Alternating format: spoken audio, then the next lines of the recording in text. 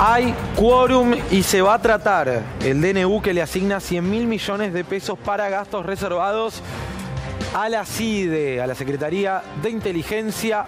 La Cámara de Diputados, por amplia mayoría, 156 votos a favor y 52 votos en contra, rechazó el DNU del presidente Javier Milei, por el cual incrementó en 100.000 millones de pesos los fondos de la Secretaría de Inteligencia del Estado Nacional. Después de este conflicto por los servicios de inteligencia, se produce otra votación que tiene que ver con la reforma jubilatoria, es decir, con la fórmula para calcular la actualización de los saberes jubilatorios. Y el PRO ahí en el Senado también vota en contra del gobierno. Vota establecer otra fórmula distinta de la que había establecido el Poder Ejecutivo con un decreto. Afirmativos 61 votos, 8 negativos, 0 abstenciones. Resulta aprobada la orden del día número 7824. Corresponde, por lo tanto, proceder a la votación en particular. En Argentina, cada vez que el presidente y el vicepresidente se llevan mal, el país entra en muchas cosas en cortocircuito. Villarroel y Milei estuvo todo bien hasta que Milei le sacó las áreas que más le importaban a Villarroel y que ella estaba armando desde la campaña electoral, que eran seguridad, defensa y justicia. No hubo nada malo ni generó ninguna rispidez de ninguna índole, digamos, simplemente fue un comentario que no representaba la opinión del gobierno y eso no significa que no sé cómo se nos definió, si somos cerrados para gobernar. Me parece que nada tiene que ver, que no tiene que ver una cosa con la otra, simplemente, y ya te digo, hizo más ruido que lo que fue realmente, fue simplemente una pavada. Como no estuvo Villarroel y había trascendido que no la habían invitado, que sí la habían invitado, todo ese tironeo, aparentemente la subida al tanque también tiene que ver con tratar por parte de Milei de bajar los decibeles. ¿Qué es lo que pasó? Hay una interna, ¿no?, que se está destapando. Esa interna ya viene desde que asumió, desde que ganaron, cuando Villarroel esperaba algunos puestos o tenía injerencia sobre algunos cargos y no los tuvo. Bueno. Hoy está totalmente aislada Villarroel en términos políticos. Le queda el apoyo de algún senador, habla con distintos funcionarios, hasta con la Petovelo, dicen algunos que conversa, pero claramente Villarroel fue tachada afuera. Hay muchos roces dentro del bloque que me parece que no se van a poder arreglar en estos términos. En una reunión de bloque donde no nos podemos escuchar, donde no podemos hablar libremente, porque incluso hasta hay diputados que se enojan si estás con el teléfono, si hablas con el de al lado. Hay tantos roces dentro del bloque que esto no se va a poder solucionar.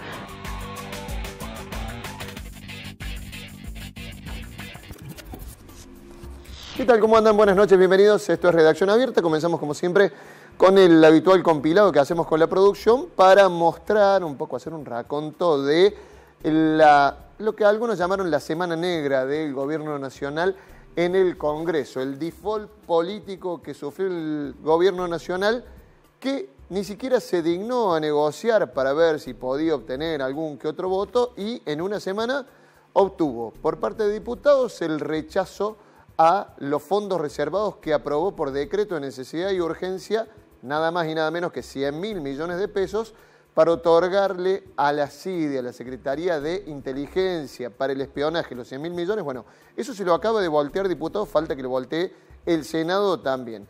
También en esa misma semana el Gobierno Nacional recibió como un baldazo de agua fría y ahí nomás anunció el veto de lo que fue la nueva fórmula de movilidad jubilatoria, que no desencajaba las cuentas del Estado, que no le hacía un gran agujero, pero que rápido el gobierno salió a decir que lo iba a vetar porque, cito textual, el presidente trató de degenerados fiscales nuevamente a los diputados por aprobar una simple mejoría para los jubilados. Para analizar un poco eso, para analizar también lo que fue el estallido del bloque libertario, que vos dirás no afecta mucho porque son pocos diputados y en realidad si es uno más, uno menos, quedan por ahí bollando, pero da las claras, digamos, de lo que son las internas del gobierno, las internas del presidente con su propia vicepresidenta y con un jugador muy potente que no está en el gobierno, pero sí le tributa el gobierno, con Mauricio Macri. Estalló el gobierno contra Mauricio Macri, el gobierno nacional, le tiró carpetazos de todo tipo porque Mauricio Macri mandó a votar a sus senadores a favor de la reforma jubilatoria y horas después tuiteó y respaldó el veto presidencial a esa reforma de la movilidad jubilatoria. De toda esa ensalada vamos a ver si podemos sacar algo en limpio, que también a veces con el humo nos distraemos bastante y quizás nos estamos perdiendo de algo. Por eso convoco la mirada aguda de Marina Yao, que es doctora en Ciencias Políticas, y de Marcelo Nazareno, que es politólogo, licenciado en Historia y magíster en Administración Pública. ¿Cómo les va? ¿Cómo andan? Buenas noches, gracias por venir. Buenas noches. ¿Por dónde empezar a analizarlo, Marina? Quizás por el uso de los términos. A mí me parece que default político, semana negra, por ahí tiene una expectativa o genera un clima que quizás hay que aminorar un poco, porque en realidad esto es un partido de una batalla, de una guerra que va a ser bastante larga, entonces me parece que hay que cuidar un poco el entusiasmo, porque en este caso cada una de esas propuestas legislativas puede encontrar la forma de vehiculizarse si el gobierno quiere efectivamente oponerse a esas medidas, ¿no? Es decir, por ejemplo, lo de la CIDE puede ser un decreto secreto. Lo otro puede tener veto y hay que ver después qué pasa con ese veto. Y en el caso, bueno, de los fondos para la universidad, de los aumentos, eso todavía está por verse el jueves cuando se termine de debatir en Senado. Me parece que el gobierno está teniendo alguna oposición, hay que ver... Está teniendo algún freno el Congreso. Está teniendo algún freno en el Congreso, ¿no? Digamos, pero hay que es la función que tiene. Exactamente, ahí me corrijo, hay que ver si eso conforma una oposición. Claro. De cara al 2025, que me parece que es la campaña, como suele suceder en los agostos de los años preelectorales, ya la campaña cualitativamente se empieza a instalar con los climas de opinión y con los ataques mediáticos. En este caso me parece que lo de Alberto fue el inicio de la campaña rumbo al 2025 y frente a eso, bueno, el gobierno va teniendo algunos frenos o encontrando algunas dificultades. Lo que no sabemos si esto opera como el cordón sanitario que vimos, por ejemplo, recientemente en Europa para frenar a la ultraderecha, si eso puede llegar a tener forma de coalición, puede llegar a tener una coherencia. ¿Por qué? No podemos saberlo aún. Primero porque es incipiente, es un freno incipiente. Han habido otras malas noticias como la marcha universitaria multitudinaria, creo que ahí sí tuvo una semana negra el gobierno porque tuvo gente en la calle y no poca. O como fueron, por ejemplo, el intento de veto a ese DNU con el cual sigue gobernando, que ahora que duerme el sueño de los justos en diputados, pero que también se puede activar. O como pueden ser también, bueno, el caso Logan, digo, ha tenido ya algunas malas noticias, pero lo cierto es que la velocidad en la que cae la aprobación del gobierno o la imagen de Milei es mucho más lenta de la aceleración de las medidas que va tomando y de la radicalización de sus propuestas de gobierno. Entonces, también en ese sentido hay que rasgarse mucho las vestiduras de que se mandó al gobierno a guardar, porque lo cierto es que la oposición está teniendo un juego que es defensivo y una defensa que es de retaguardia también, que es tenue para las dimensiones de las medidas que toma el gobierno y que efectivamente logra. Ha metido una ley bases. Porque incluso, a ver, ha metido la ley bases. El gobierno te habla de megaleyes, en donde no te sanciona una ley, te sanciona 200 de un plumazo. Megaleyes, megadecretos. Megadecretos, digamos, ¿no? El 70-2023, que está vigente, del que hablabas recién, Marina. Ya lo rechazó el Senado, pero si no lo rechazan las dos cámaras, se sigue gobernando con el decreto, el megadecreto que inicialmente promulgó Javier Milei cuando en diciembre se puso en práctica el 70-2023. Y ese decreto está vigente, porque no lo trata diputados y parece que por ahora no hay plazo de que lo traten. Marcelo, lo tocó Marina recién en parte del análisis, pero el gobierno creía que con lo de Alberto Fernández, cuestión de la que parece que, bueno, se apagaron un poco las cámaras y después se reavive, creía que ganaba tiempo en una semana como esta, ¿no? Bueno, lo que pasa es que en Argentina una semana es mucho tiempo, ganó una semana, claro, y ahí se terminó.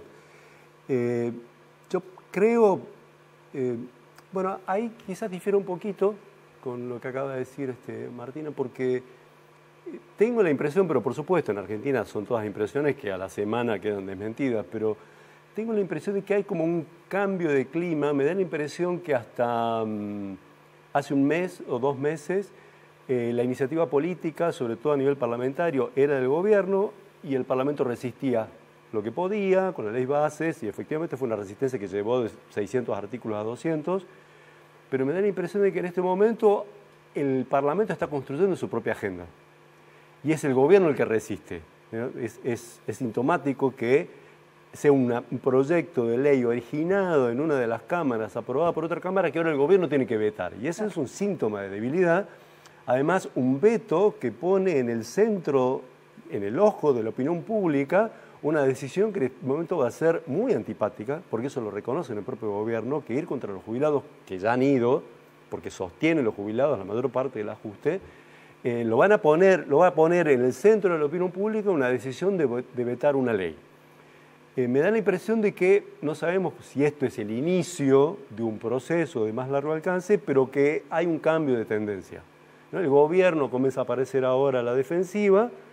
Es cierto lo que se dice recién, lo que dijiste, que el deterioro en términos de la opinión pública, de intenciones de voto, es un deterioro lento, pero es un deterioro continuo. Acaba de salir una encuesta de Sinopsis donde habla de intención de voto, y de marzo a hoy la intención de voto del gobierno pasa del 43 al 30%, o sea, se está quedando con el núcleo duro, claro, que lo votó en la primera vuelta.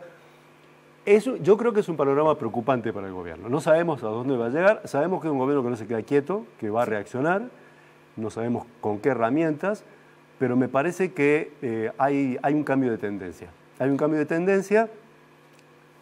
Es cierto que no se visibiliza en ese cambio de tendencia un proyecto alternativo, homogéneo, concreto, coherente, que hay enormes divisiones dentro del propio Congreso, pero bueno, lo que podríamos llamar una especie de proto-cordón sanitario en el gobierno comenzó a funcionar, porque tenemos alianzas de radicales, de sectores liberales, conservadores y progresistas que están en el bloque de Pichetto y del kirchnerismo para imponer una agenda legislativa que al gobierno yo creo que le está causando problemas. Vuelvo a eso, porque los dos dijeron que por ahí se activó ese cordón sanitario. Por ahí ¿qué hay que ver?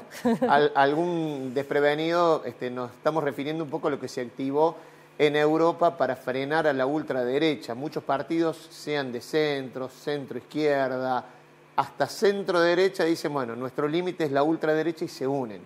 Acá lo que yo me parece haber visto es un jugador muy importante que está dentro del gobierno, que se llama Mauricio Macri, que le mostró sus cartas al gobierno nacional. Exactamente. ¿No? Porque dijo, cuando yo quiero, te construyo los 2 tercios. Cuando no, mirá lo que te pasa cuando no me tenés como aliado. Pueden disentir, digamos. ¿Voy a decir que no? A ver, tomo las palabras de Massot ayer, cuando le hicieron la misma pregunta. Dice, bueno, pero ahora Macri se dio vuelta, está a favor del veto, por lo tanto va a mandar a sus legisladores a votar a favor de la ley. Y Massot hizo las cuentas, dice, bueno, aún con el bloque, todo el bloque libertario, todo el bloque del PRO, no alcanzan al tercio necesario para bloquear el rechazo del veto. Por supuesto que sabemos que ahí hay una interna, están mostrándose, ¿no?, las cartas que tienen para jugar y para dirimir esa interna. Obviamente fue un golpe duro porque le sumó mucho más votos, sumó votos sustanciales, no mucho más, pero votos sustanciales. Pero yo creo que la cuestión se dirime hoy entre esa alianza o protoalianza entre Macri y Milei, que hay que ver cómo se resuelve, que es una alianza muy tensa por hoy, y del otro lado, algo que ni siquiera es una alianza, que por ahora son intentos de coordinación en temas puntuales, que hay que ver cómo evoluciona, que está juntando un montón de gente que efectivamente dice, con este gobierno tenemos serias disidencias en muchísimos temas, en inteligencia, en cómo distribuyen los costos del ajuste, ¿no? Hay sectores ex Juntos por el Cambio, ¿no?, como Massot, que dicen no vamos a apoyar que el ajuste lo sigan pagando los jubilados. Hay otros sectores que están en condiciones de pagar el ajuste. Y eso es eso no estaba hablando del bloque de del bloque de la izquierda, estaba hablando del bloque Pichetto. Por eso, el bloque Pichetto, o sea, liberales conservadores. Vos no coincidís, Marina, vos decís que... No, yo creo que es cierto que la iniciativa de la reforma jubilatoria fue autogestada en el Parlamento y eso da inicio de una oposición que toma iniciativas, en eso tiene razón. Lo que pasa es que estamos hablando de 3 proyectos distintos, también estaba lo de la CIDE y quizás cuando yo decía el gobierno se encuentra los vericuetos para finalmente hacer lo que quiere, me refería puntualmente a eso y además que es un decreto que el presidente había tomado. Me parece de todas maneras que mientras esté vigente la ley bases que modifica el régimen jurídico y de convivencia social de manera abrupta, todas estas discusiones siguen siendo paliativas. Ley bases y decreto 70. Exactamente, ley bases y decreto 70, exactamente, ¿no? O sea que tenemos un punto para la oposición que no sabemos si va a cuajar en un frente. Quiero citar que también el cordón sanitario, esta expresión que usamos recién, podría explicar un poco el triunfo de Lula, ¿no? Porque Lula, para poder ganarle a Bolsonaro, hace acuerdo con lo que hoy podríamos denominar la centro-derecha o la derecha más tenue. Incluso estaba Gerardo Anquín de vicepresidente que votó a favor del impeachment de Dilma. O sea, también en Brasil hubo cordón sanitario. O sea que si eso cuaja o no cuaja, depende del tiempo por un lado, pero también coincido con vos que depende del factor Macri. Que también depende del factor Macri, que tiene una capacidad de daño contundente a la hora de que el sistema de partidos intenta reorganizarse. Y sobre todo cuando se trata de las elecciones de medio término, que viene mostrando Macri ser un gran armador para las de medio término, ¿no? Y a los resultados me remito. Entonces me parece que hace un juego un poco como sucedió en Estados Unidos con la reforma de Trump al sistema migratorio, que la parte más dura del republicanismo le votó en contra, ¿no? Para disciplinarlo. Y quizás Macri también está teniendo una estrategia para disciplinar al gobierno. No se entiende bien qué es lo que quiere, porque pareciera, no es que bajó de repente a votar juntos con la oposición, sino que hace de alguna manera, pierde una partida para quizás ganar la siguiente. Ahí hay que ver el partido completo, que evidentemente es más largo de lo que estamos viendo en esta foto. Y otro jugador que podría entrar en ese partido, podría ser en algún momento, que hasta este momento no los escuchamos, no sé si ustedes los escucharon, a los miembros de la Corte Suprema tratando, por ejemplo, la constitucionalidad de un decreto que todo el arco de constitucionalistas han dicho que es inconstitucional, pero de pie a pa, capítulos de la ley de bases que también consideran que lo son, pero digo, sobre todo el decreto. La Corte Suprema de Justicia Argentina no ha tratado ni asoma a que vaya a tratar. Otro jugador interesante que en un momento podía pensarse que le podían poner un freno, por lo menos a cierto atropello, eran los gobernadores, y escondieron la cabeza un montón. Por eso digo, es interesante rescatar que lo que vos decías, Marcelo, la iniciativa del Parlamento, ¿no? Sí, la iniciativa del Parlamento. En la Corte Suprema ya lo dijo Rosati, que los problemas políticos los soluciona la política. Está diciendo, no nos vamos a meter. Seguramente, como dijo alguien, la Corte Suprema va a resolver estas cuestiones cuando el partido político esté definido y se dedique a ratificar el DNU si Milei está fortalecido o a voltearlo cuando Milei esté. Seguramente van a jugar así, como lamentablemente buena parte de la justicia más visible está jugando en este país, políticamente. El tema de los gobernadores es bien interesante, ahí también hay un cambio de tendencia. Son tenues, por supuesto, son indicios, no sabemos a dónde vamos a llegar, pero todos los gobernadores Juntos por el Cambio, incluso los aliados más firmes del gobierno, como son en el caso de Mendoza, sí, Cornejo. Cornejo, en el caso de Corrientes, Valdés, están muy disconformes con el gobierno. Ya, de hecho, han pedido que quieren que se corra Franco de las negociaciones, porque Franco les dice sí, sí, sí, pero después no pasa nada. No están recibiendo los recursos que supuestamente iban a recibir después de aprobada la ley bases.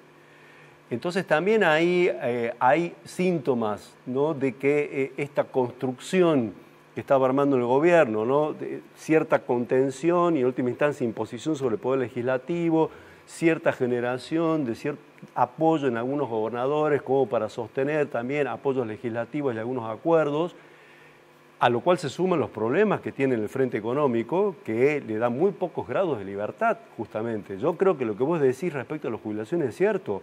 En términos porcentuales no parece un gran golpe en relación a lo que podría ser el déficit fiscal cero. Sin embargo, en términos políticos, en términos de las lecturas que hacen los que supuestamente van a venir a invertir, en términos de cuál es la debilidad, cuál es la fortaleza política, es un golpe también para el gobierno. Entonces yo creo que, por supuesto, es como se dijo aquí, no sabemos cómo va a salir. Sabemos que es un gobierno que no tiene muchos pruritos en términos de la calidad institucional de sus medidas y cómo puede llegar a soportar esas medidas en términos que bordean la institucionalidad. Y hasta este momento parecía que no pagaba costos con lo que hacía. Bueno, yo creo que lo está pagando en este momento. A mí me daba la impresión, no sé cómo lo pensó vos, Marino, pero por un momento parecía que podían decir cualquier cosa, que podían atacar a cualquiera, que podían... Y no pagaba costos políticos, digamos, ¿no? Tarde o temprano toda figura política es esclavo de sus propias palabras. La política tiene esa relación con el decir y con el archivo muy instalada y muy fuerte, entonces cae de Maduro que en algún momento estas figuras van a rendir cuentas por las cosas que han dicho o han hecho. El problema es el daño que dejan y también lo programático que hay detrás, porque convengamos que Milei es una figura que es la punta del iceberg, en realidad representa un movimiento político que todavía estamos tratando de entender, que por lo menos a los que venimos de las ciencias políticas, nos ha dejado casi como calculo que ha dejado a los teóricos políticos principio del siglo el totalitarismo, ¿no? Me parece que hay muchos factores muy novedosos, muy preocupantes y todavía estamos tratando de comprender. Y eso es irreversible, más allá de lo que pasa en términos de figura, de si aprobación o no aprobación, simpatía o no simpatía. Si no es Milei será otra figura, pero lo cierto es que tenemos una ultraderecha en el gobierno que está generando una transformación y en los modos de vida, en los modos jurídicos de existencia, en los modos programáticos, que compromete fuertemente nuestro futuro, que compromete fuertemente nuestra soberanía, y eso me parece que es lo que no hay que perder de vista como horizonte que está pasando, ¿no? La semana pasada estuvo en este piso Alejandro Grimson y nos decía eso, dice, Milei es un gobierno, va a pasar, la ultraderecha es otra cosa. Es otra cosa. Es otra cosa y es una época. Me da la impresión también, en toda esta interpretación que nosotros dijimos, bueno, por eso decía yo al principio, a ver, de todo esto, digamos, de todo este árbol que tratamos de armar y ver un poco la defensiva, porque es cierto, es un gobierno que te atropella con 750.000 cosas, anuncios.